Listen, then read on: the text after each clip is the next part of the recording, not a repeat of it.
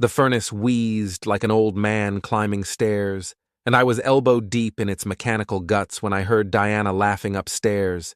Not her usual laugh, the one I'd grown accustomed to over 15 years of marriage, but something softer, more intimate.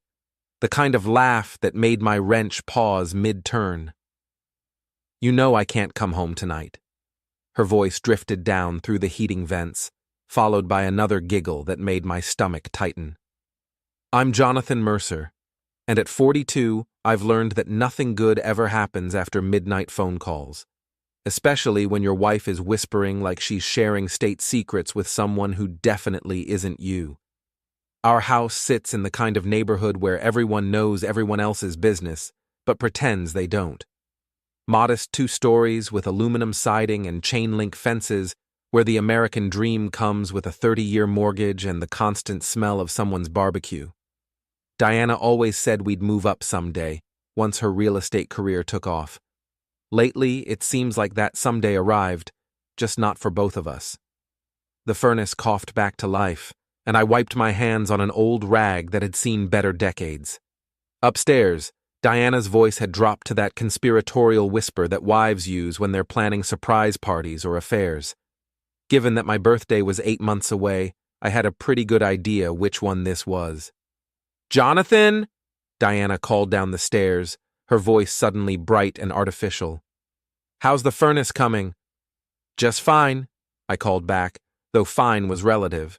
Like our marriage, it worked when you didn't look too closely at the cracks. I climbed the basement stairs, each step creaking a warning that the house, like everything else in our lives, needed attention we couldn't afford. Diana stood in the kitchen, her phone face down on the granite countertop, the one upgrade she'd insisted on last year, paid for with her bonus from Castellan Properties. She looked good, better than good, actually. Her auburn hair fell in waves that hadn't come from our local salon, and her skin had that glow that expensive moisturizers promise but rarely deliver. At 38, Diana Mercer could still turn heads, and lately, she'd been turning them in directions that didn't include mine. "Everything okay?" I asked, nodding toward her phone. "Just work stuff," she said, not quite meeting my eyes. "Richard has this big client coming in tomorrow, and we need to make sure everything's perfect." Richard Castellan. The name that had been appearing in our conversations with increasing frequency over the past 6 months. Diana's boss at the luxury real estate firm where she'd landed what she called the opportunity of a lifetime. Castellan Properties specialized in selling multi-million-dollar estates to people who considered money a renewable resource. "Must be some client if you're working this late," I said, keeping my voice neutral. Diana shrugged, already moving toward the stairs. "You know how it is. Success requires sacrifice."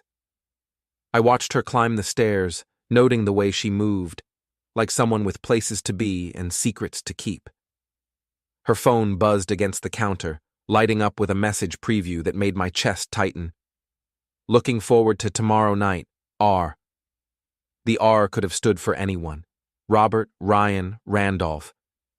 But I knew it stood for Richard, and I knew tomorrow night wasn't about real estate unless they were planning to inspect some very private property. I picked up her phone, my thumb hovering over the screen.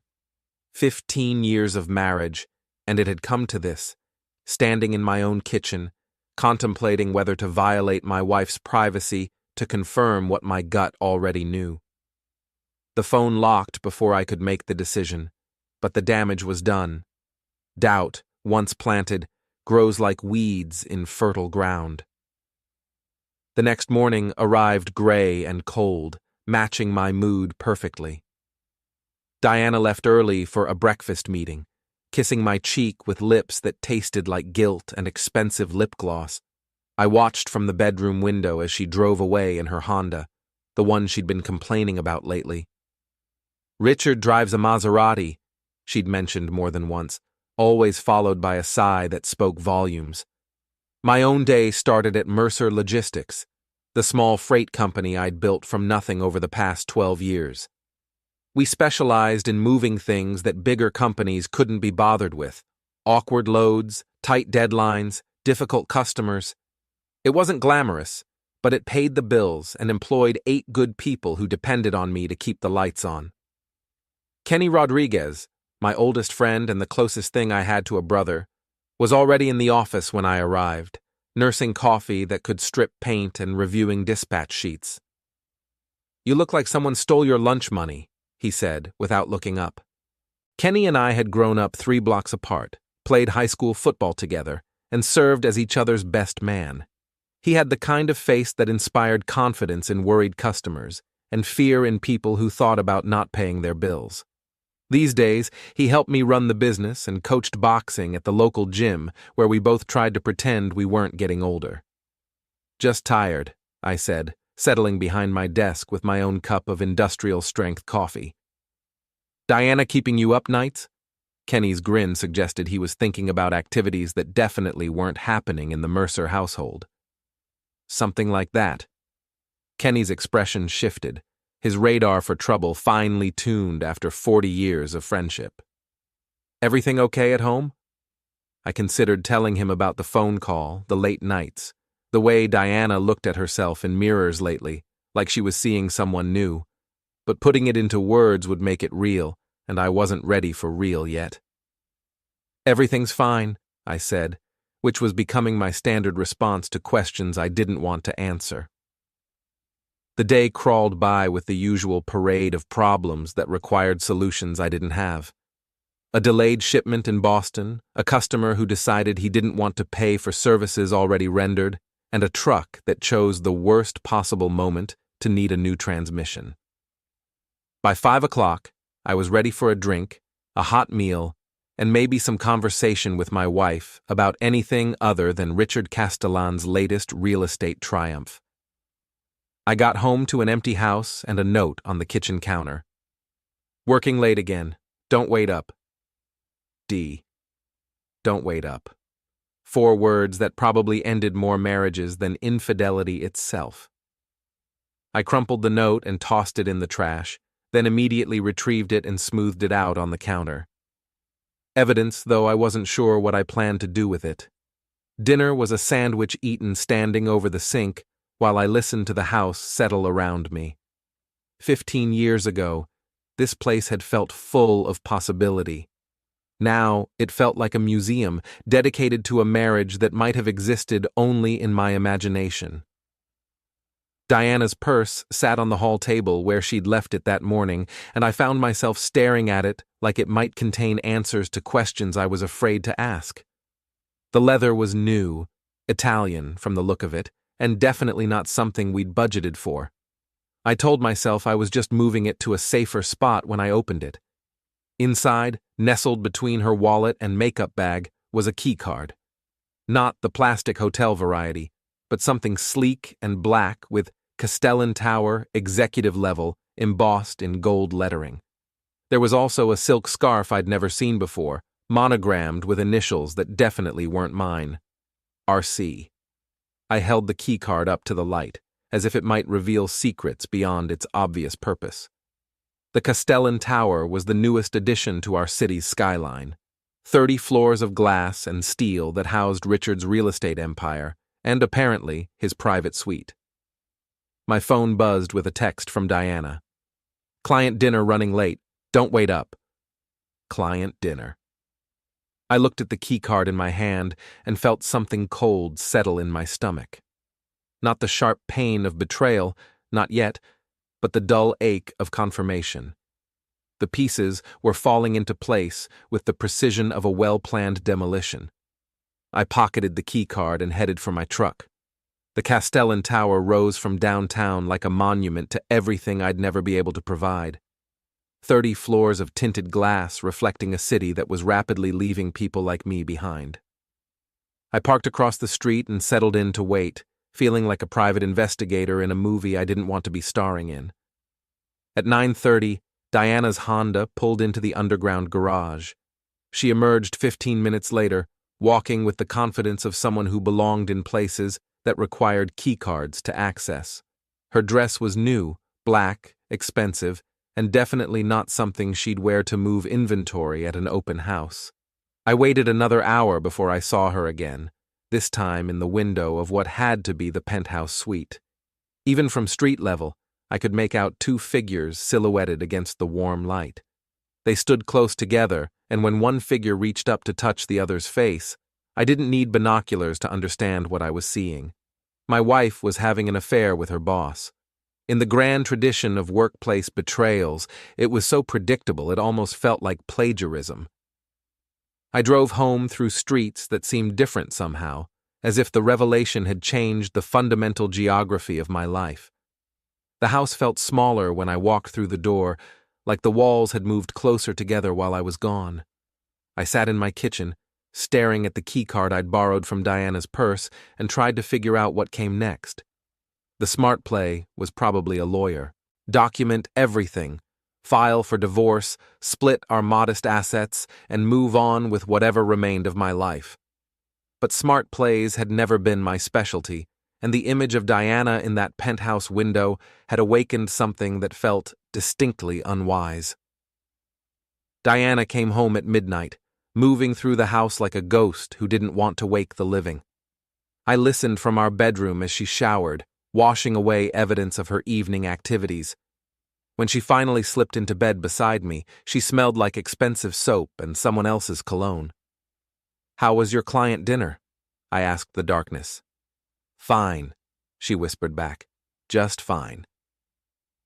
The next morning brought gossip with my coffee. Marge Patterson from the diner had heard from her cousin who worked at the bank that Diana Mercer was spending a lot of time with that rich developer. "Not that it's any of my business," Marge said in the tone of someone who considered everyone's business her personal responsibility. By lunch, 3 more people had found excuses to mention Diana's career advancement in conversations that felt like condolence visits. Small towns don't keep secrets well, especially when the secret involves someone sleeping their way up the social ladder. I spent the afternoon making deliveries and trying not to think about the fact that my marriage had apparently become public entertainment.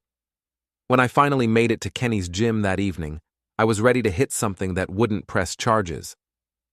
The Riverside Boxing Gym occupied the bottom floor of a building that had seen better decades. The equipment was old but functional, and the clientele consisted of people who understood that sometimes you needed to work out your problems with your fists. Kenny had been training fighters here for 15 years, turning angry kids into disciplined athletes and giving middle-aged men like me a place to pretend we were still dangerous. "You look like you want to hurt someone," Kenny said as I wrapped my hands. "Just need to work off some stress." Kenny nodded toward the heavy bag. "Have at it. But whatever's eating you, hitting leather won't fix it."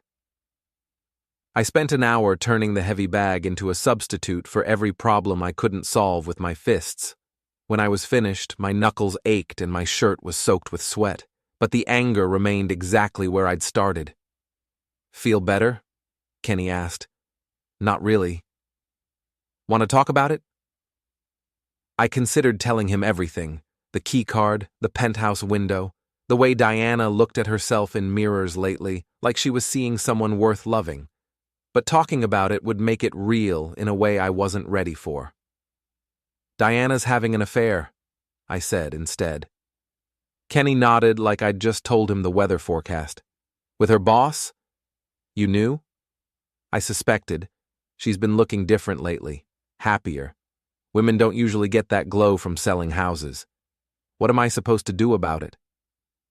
Kenny unwrapped his own hands, taking his time with the answer. "Depends what kind of man you want to be when this is over. You can take the high road, file for divorce, and spend the next 5 years paying lawyers to divide up everything you've worked for. Or what? Or you can make sure you're not the only one who loses something." That night, I lay in bed, listening to Diana breathe beside me and thinking about Kenny's words. She'd made her choice, trading 15 years of marriage for access to a world my salary couldn't provide. The least I could do was make sure she understood the true cost of her decision. I started with research. Richard Castellan was 51 years old, divorced twice, and worth approximately $40 million according to the business journals that covered his real estate empire. He lived in a lakeside mansion, drove expensive cars, and collected wives the way other men collected watches, frequently and with an eye toward the latest models. His current wife was Vivian Castellan, a former model who'd married him 5 years ago in a ceremony that made the society pages. She was beautiful in the way that money could maintain, with the kind of polished perfection that suggested regular visits to specialists who charged more per hour than I made in a week. But money couldn't buy everything. A closer look at her social media presence revealed someone who spent a lot of time alone, posting pictures from charity events and gallery openings, where she smiled for cameras while her husband worked the room like a politician running for office. Vivian Castellan was lonely, and lonely people, I was learning, made decisions they might not otherwise consider. The plan formed slowly, like a photograph developing in a darkroom. If Richard wanted to play games with other people's marriages, perhaps it was time he learned that the game had more than one player. Finding Vivian Castellan turned out to be easier than I'd expected. Wealthy people live public lives, their schedules documented in society pages and charity event announcements.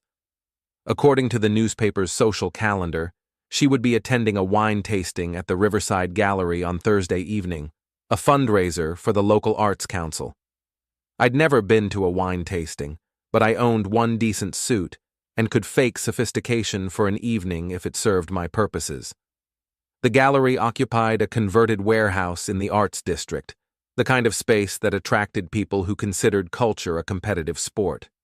Vivian stood near a painting that looked like someone had sneezed on canvas and charged $50,000 for the privilege. She wore a blue dress that probably cost more than my truck, but her smile had the practiced quality of someone performing happiness for an audience that wasn't paying attention. "Interesting piece," I said, approaching with a glass of wine that tasted like it had been aged in someone's basement. She turned, and I got my first close look at Richard Castellan's wife. She was beautiful, but not in the artificial way I'd expected. Her features had character, and her eyes held intelligence that suggested she was more than just decorative. "It's supposed to represent the futility of modern communication," she said, her voice carrying just enough irony to suggest she found the explanation as ridiculous as I did. "Looks like someone spilled paint to me." She laughed, a genuine sound that seemed to surprise her. "You're not from around here, are you?" "Born and raised. Just don't get out to many gallery openings." "What do you do?" "I run a logistics company. We move things from one place to another." How refreshingly honest. Most men I meet claim to be entrepreneurs or consultants, which usually means they're between jobs or living off family money. We talked for another hour, and I discovered that Vivian Castellan was funnier, smarter, and more interesting than she had any right to be. She'd studied art history before her modeling career, spoke 3 languages, and had opinions about everything from local politics to the wine we were pretending to enjoy. "I should probably get going," she said as the evening wound down. "Early morning tomorrow." "What's tomorrow?" "Another charity breakfast, another speech about the importance of giving back to the community, another opportunity to smile and nod while people pretend to care about causes they can't pronounce." "Sounds fulfilling." "It pays the bills." She paused, seeming to realize how that sounded. "I mean, it serves a purpose, raising money for good causes. Even if you'd rather be somewhere else?" She studied my face like she was trying to solve a puzzle. "What's your name?" "Jonathan Mercer." "Well, Jonathan Mercer, it was nice meeting someone who doesn't feel the need to impress me with stories about their portfolio." She handed me her card, simple, elegant, with just her name and phone number. "If you ever want to discuss art that looks like paint spills, give me a call." I watched her leave, noting the way other men's eyes followed her movement across the room. Richard Castellan had excellent taste in wives. It was too bad he didn't seem to appreciate what he had.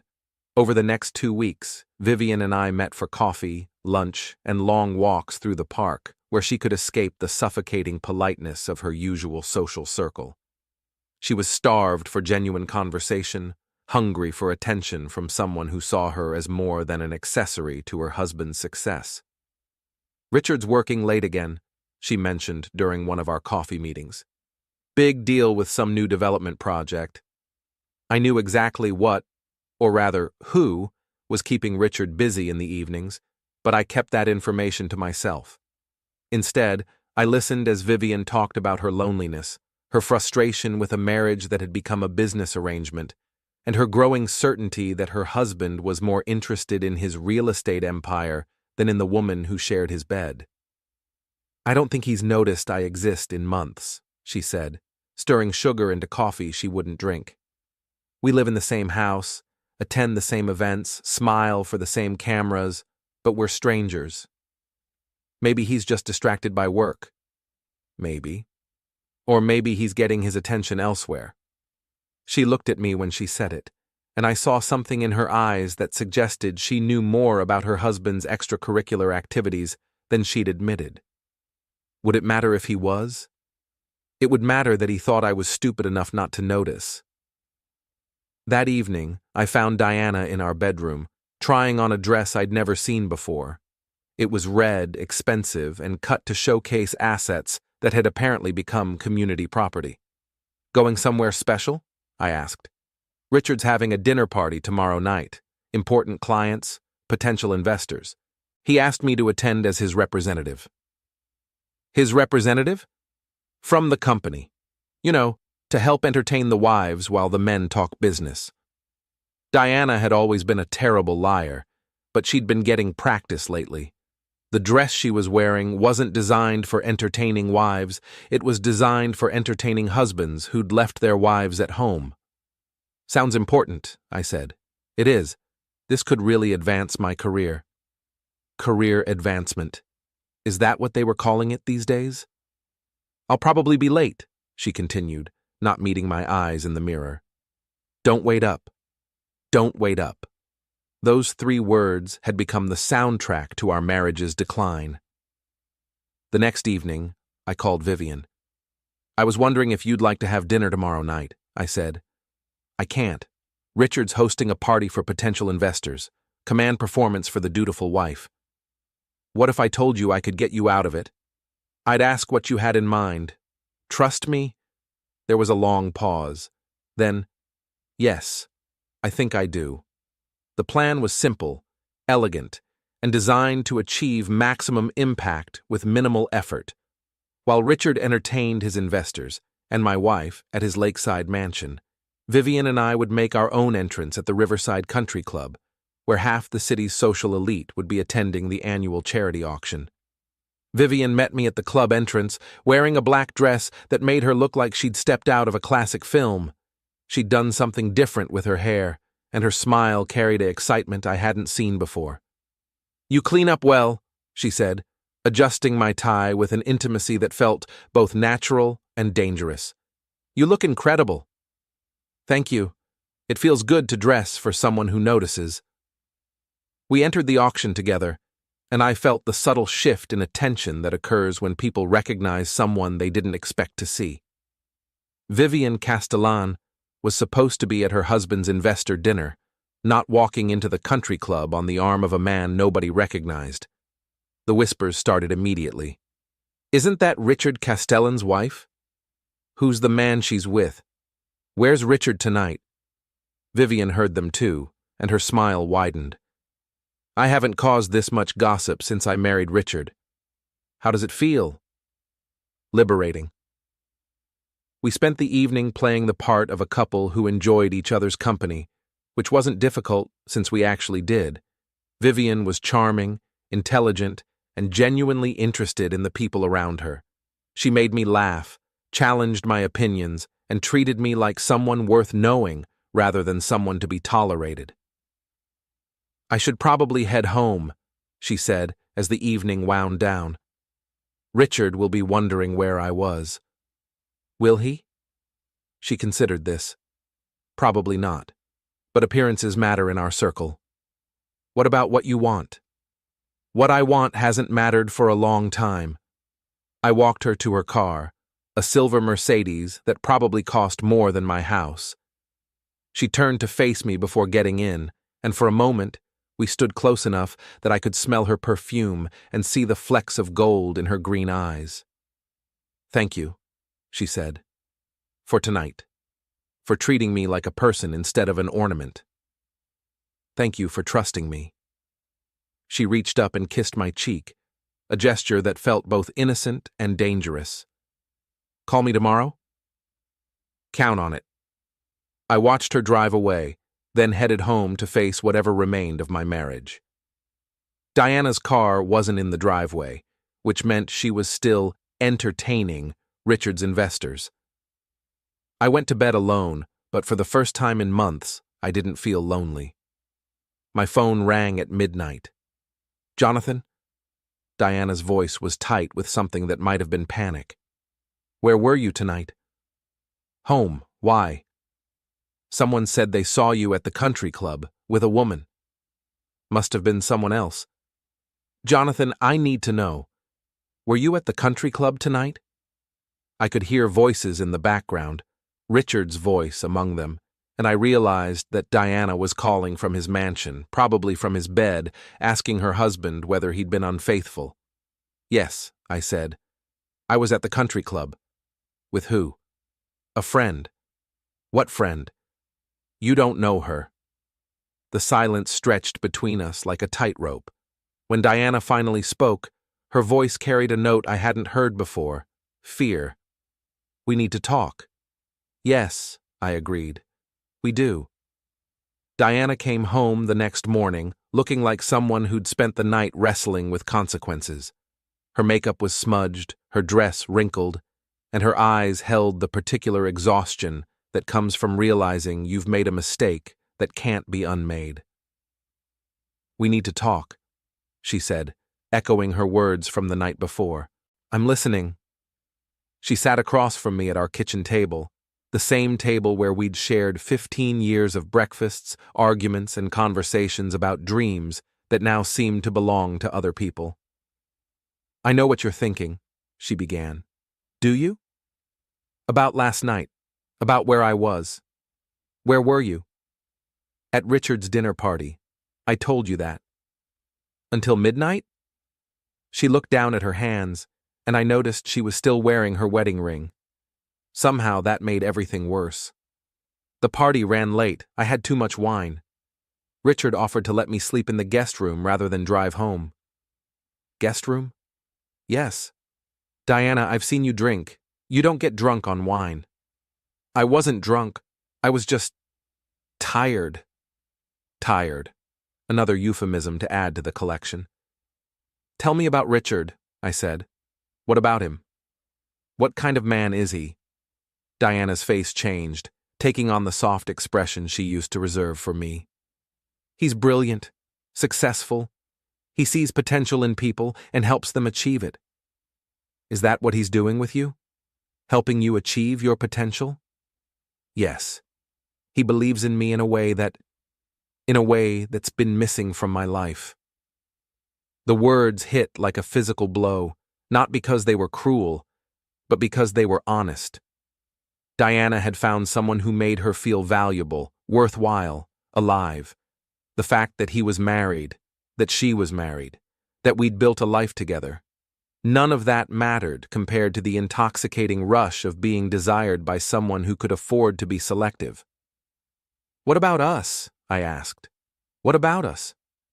15 years of marriage, the house, the life we built together. "What life, Jonathan? We're roommates who share a mortgage. When's the last time we talked about anything that mattered? When's the last time you looked at me like I was something special instead of just another piece of furniture you've gotten used to?" She was right, and that made it worse. Somewhere along the way, we'd stopped being lovers and become business partners in the enterprise of getting through each day. The passion had faded so gradually that neither of us had noticed until someone else rekindled it. "So what happens now?" I asked. "I don't know." "Are you leaving me for him?" "I don't know." "Are you in love with him?" This time the pause was longer. "I think so." I nodded. feeling something settle into place in my chest. Not anger, not yet, but a cold certainty about what came next. Then I guess we both have some decisions to make. That afternoon, I called Vivian. "How was the rest of your evening?" I asked. "Interesting. Richard wanted to know where I'd been. Apparently, several people mentioned seeing me at the country club." "What did you tell him?" "The truth.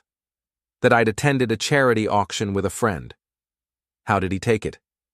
"About as well as you'd expect from a man who's been taking his wife for granted. He was attentive last night.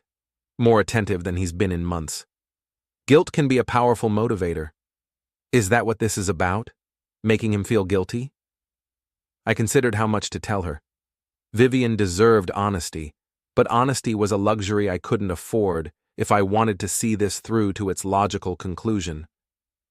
"Partly," I said, "but also because I enjoy your company. Even if it complicates both our lives? Especially then." She laughed, and I could hear something new in the sound, a recklessness that hadn't been there before. "Richard's going out of town next weekend. Business trip to Boston. Would you like to have dinner? Somewhere we don't have to worry about who might see us?" "I'd like that very much." The dinner was at a small restaurant an hour outside the city, the kind of place that specialized in privacy and excellent food.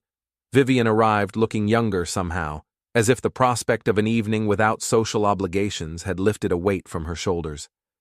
"You look beautiful," I said, and meant it. "Thank you. It feels good to dress for pleasure instead of presentation." We talked through 3 courses and 2 bottles of wine, sharing stories about our childhoods, our dreams, our disappointments. Vivian told me about her brief modeling career, her abandoned plans for graduate school, her growing certainty that she'd traded her independence for security and wasn't sure the bargain had been worth it. "What about you?" she asked. "Any regrets?" "A few. I thought I'd have more by now. More success, more money, more... I don't know. More something. More happiness? Maybe. Are you happy now?" I looked across the table at this beautiful, intelligent woman who was asking me questions that mattered, and realized that for the first time in months, I was. Right now, yes. Even though we're both married to other people, especially because of that. She reached across the table and took my hand, her fingers warm against mine. "This is dangerous, you know." "I know. We could both lose everything. We've already lost the things that mattered. Everything else is just details." We left the restaurant together, and when Vivian suggested we continue the evening at a small hotel nearby, I didn't hesitate. The room was simple but clean, with windows that overlooked a lake where moonlight painted silver paths across dark water. What happened next was inevitable, necessary, and completely wrong by every moral standard I'd been raised to respect. It was also the most honest thing I'd done in months. Vivian and I came together with the desperate hunger of people who'd been starving without realizing it, finding in each other something we'd forgotten we needed. Afterward, we lay in the darkness and talked about everything except what we'd just done and what it meant for our respective marriages. "I should feel guilty," Vivian said, her head resting on my shoulder. "Do you?" "No. Should I?" "I don't know. I don't feel guilty either. What does that say about us? That we're human, that we needed something our marriages weren't providing. Is that enough justification? It'll have to be." We parted the next morning with the understanding that we'd crossed a line that couldn't be uncrossed. Whatever happened next, we were no longer innocent victims of our spouses' choices. We were active participants in the destruction of 2 marriages. Diana was waiting when I got home, sitting at the kitchen table with a cup of coffee that had gone cold hours ago. "Where were you last night?" she asked. "Out." "With her?" "Yes." "The woman from the country club?" "Yes." Diana nodded, and I saw something that might have been relief in her expression. "What's her name?" "Vivian." "Vivian what?" "Castellan." The coffee cup slipped from Diana's fingers, shattering against the kitchen floor in a spray of porcelain and cold coffee. She stared at me with an expression I couldn't read: shock, fear, and something that might have been admiration. "You're having an affair with Richard's wife?" "Yes." "How long?" "Does it matter?" She considered this, then shook her head. "No, I suppose it doesn't." We sat in silence, two people who'd loved each other once upon a time, now connected only by the elaborate web of betrayals we'd woven around ourselves. "What happens now?" Diana asked. "I don't know." "Are you going to tell him? Are you going to tell her?" Another silence, longer this time. "Richard's having a party next weekend," Diana said finally. "Annual investor gathering at his house. He's asked me to attend as his guest." "His guest?" "His date. He wants to make our relationship public." "And you said yes?" "I said I'd think about it." I looked at my wife, really looked at her, and saw a stranger wearing a familiar face. The woman I'd married would never have considered attending a party as another man's date while she was still married. But that woman had disappeared somewhere along the way, replaced by someone who'd learned to want things I couldn't provide. "Go," I said. "What?" "Go to the party, be his date."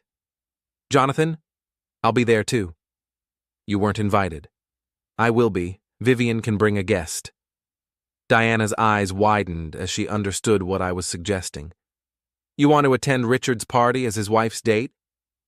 "I want to finish what we started." "This is insane. This is justice." The Castellan estate sat on 20 acres of lakefront property, the kind of place that appeared in architectural magazines and made ordinary people feel inadequate. The house itself was a monument to success, all glass and stone and carefully orchestrated views designed to remind visitors that they were in the presence of someone who'd transcended normal limitations. Vivian picked me up in her Mercedes, looking elegant in a silver dress that caught the light like captured starfire. She'd been quiet during the drive, and I could sense her nervousness about what we were planning to do. "Last chance to change your mind," she said as we approached the circular driveway, where valets were parking cars that cost more than most people's houses.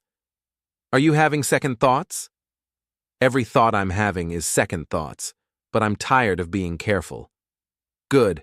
Careful is overrated." We joined the stream of guests flowing toward the main entrance, where Richard Castellan stood greeting arrivals like a politician working a campaign event. He was handsome in the way that money could enhance, well-dressed, well-groomed, and radiating the confidence that came from never having to worry about mortgage payments or grocery bills. "Vivian," he said as we approached, his smile faltering slightly when he noticed her companion. "I wasn't sure you'd make it." "Wouldn't miss it," she replied, her arm linked through mine. "Richard, I'd like you to meet Jonathan Mercer." "Jonathan, my husband Richard." Richard extended his hand, and I shook it with the grip I'd learned from 15 years of manual labor. His handshake was softer, the grip of someone whose heaviest lifting involved signing contracts. "Mercer," he said, and I could see him trying to place the name. "Are you in real estate?" "Logistics. I move things from one place to another." "How?" "Practical." His attention was already shifting to the next guests, but his eyes lingered on the way Vivian stood close to me, the casual intimacy of our posture. "Enjoy the party," he said, the words carrying just enough edge to suggest that enjoyment was the last thing he wanted us to experience.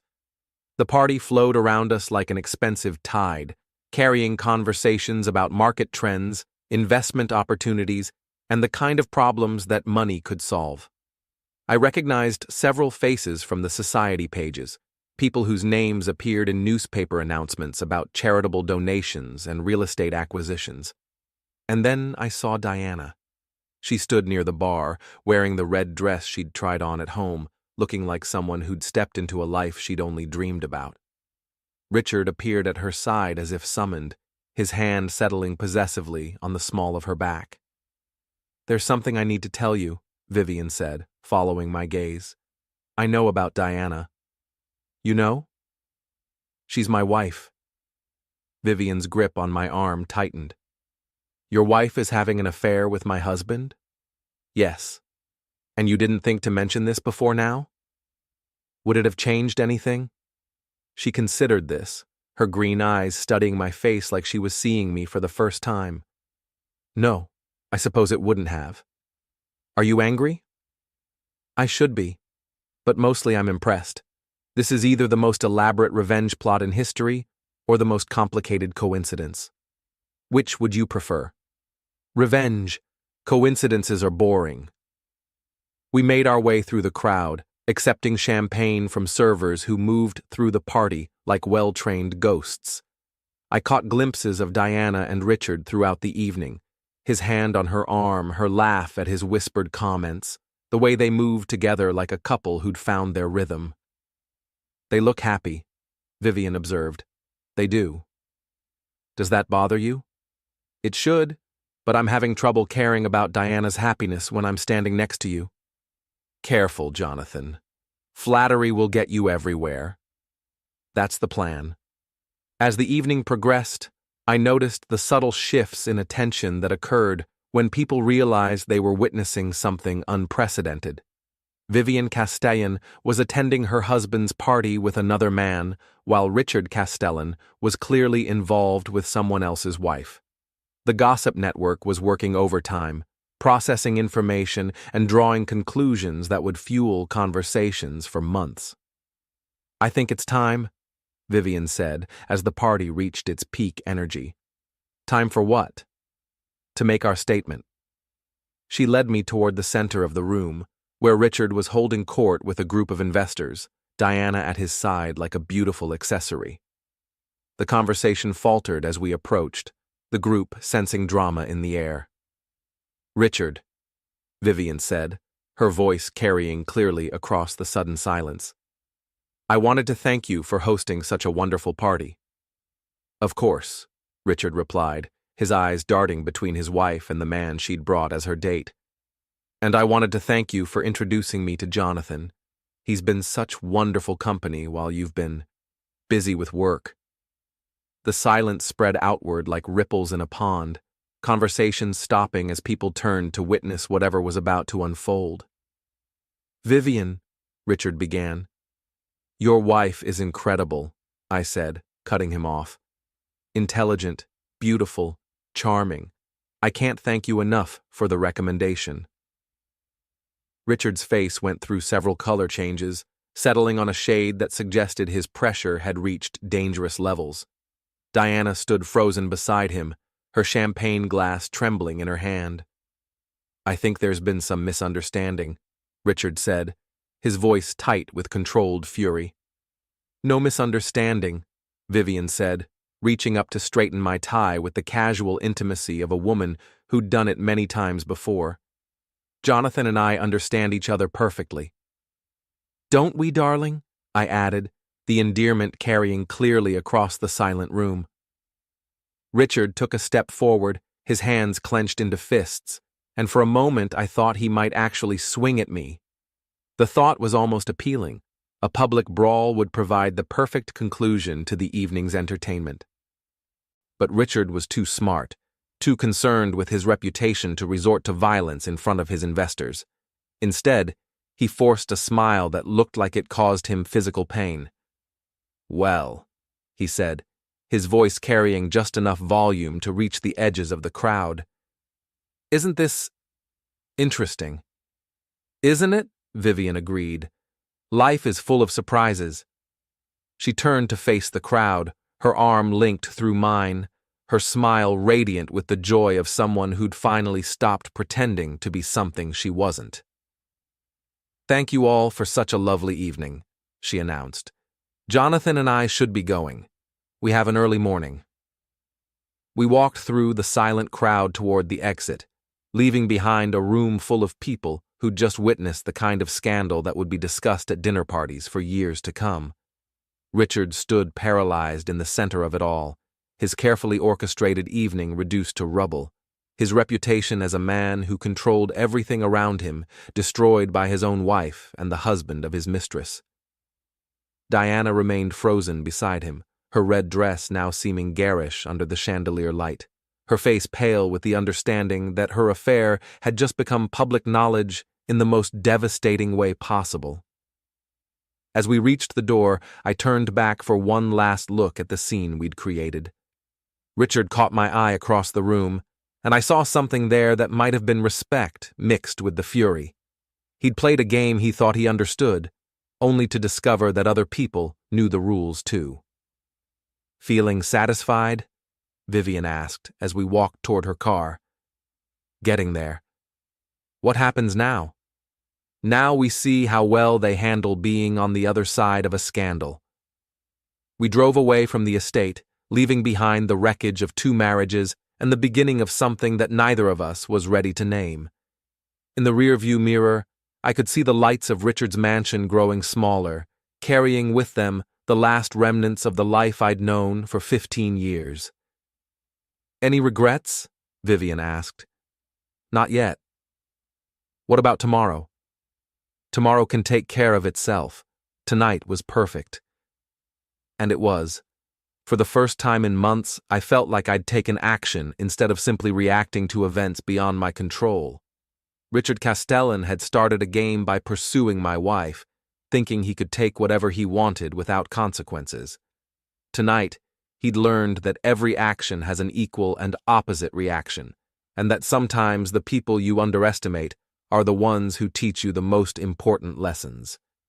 The game was far from over, but for the first time since this all began, I was playing to win.